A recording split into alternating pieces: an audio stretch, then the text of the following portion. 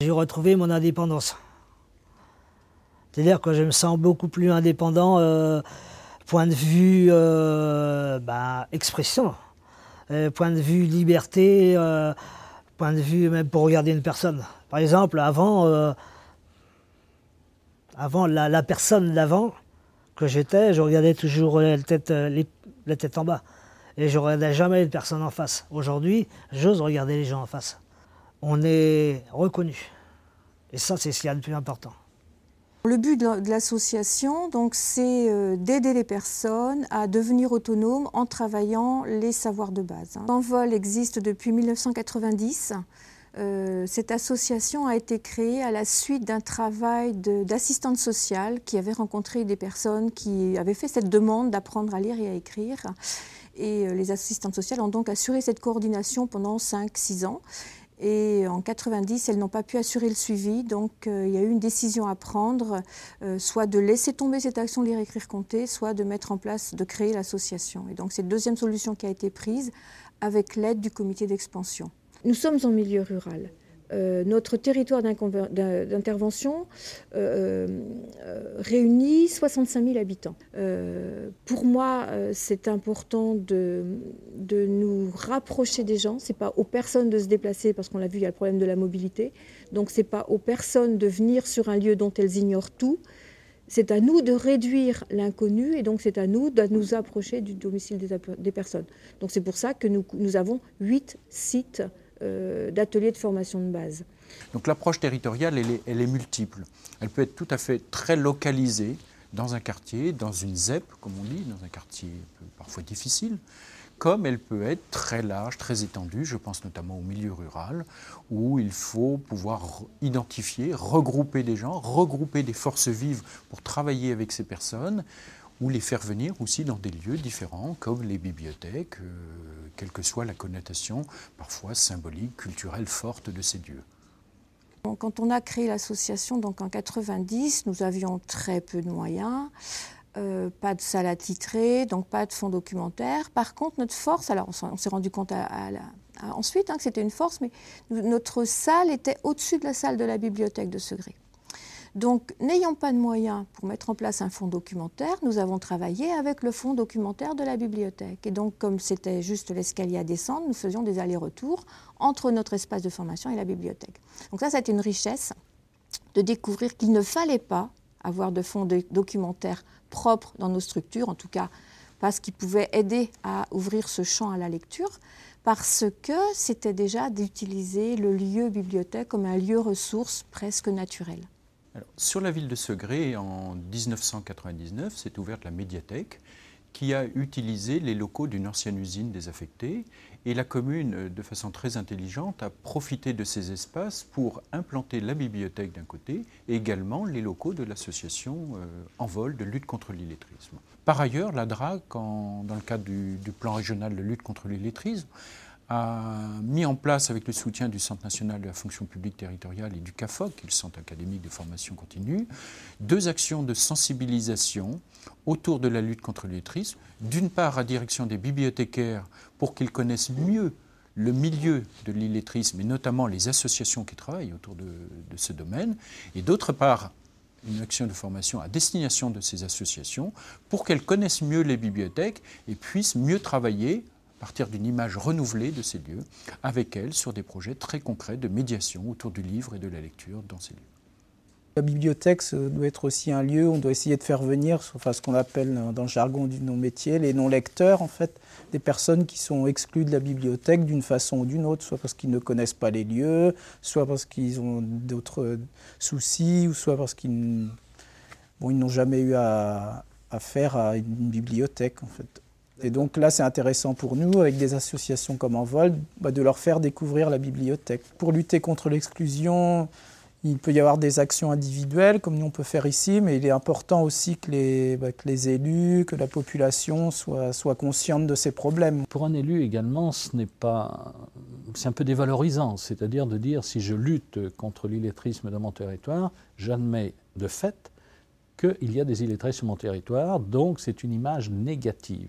Nous avons un énorme travail de pédagogie à faire dans ce domaine-là, dans le monde des chefs d'entreprise, dans le monde enseignant, auprès du monde politique. J'ai participé à la création d'Envol en 90. Quand j'ai présenté le projet aux élus, le projet était de créer un demi-poste salarié et on m'a ri au nez en disant « vous rêvez ». Donc aujourd'hui, il y a 8 salariés, 7 équivalents temps plein.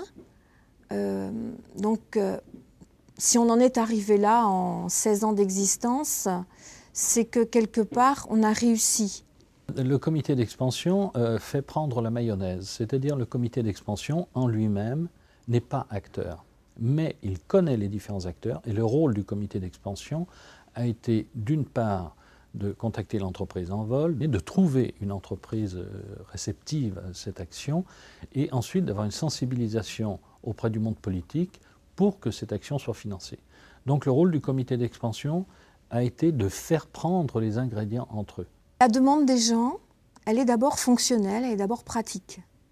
Parce que les apprenants nous disent quelquefois, de toute façon, je ne sais pas ce que je ne sais pas.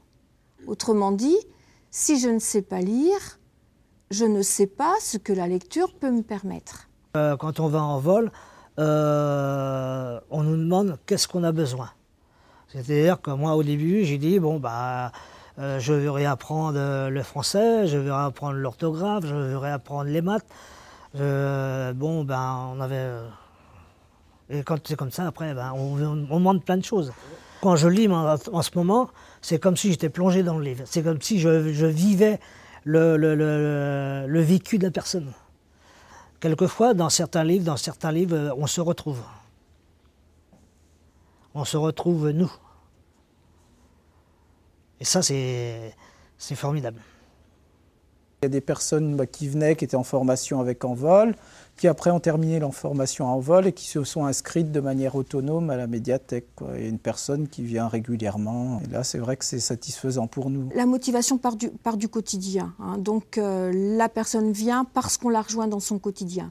Par contre, une fois qu'elle est rassurée sur ce quotidien et quand elle s'ouvre à la lecture, à une autre lecture, donc ça veut dire qu'on va varier les types d'écrits.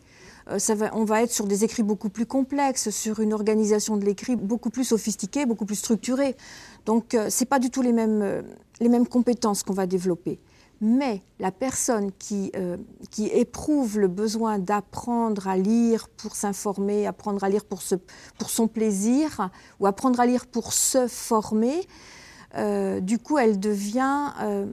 elle a un appétit d'apprendre qui est extraordinaire.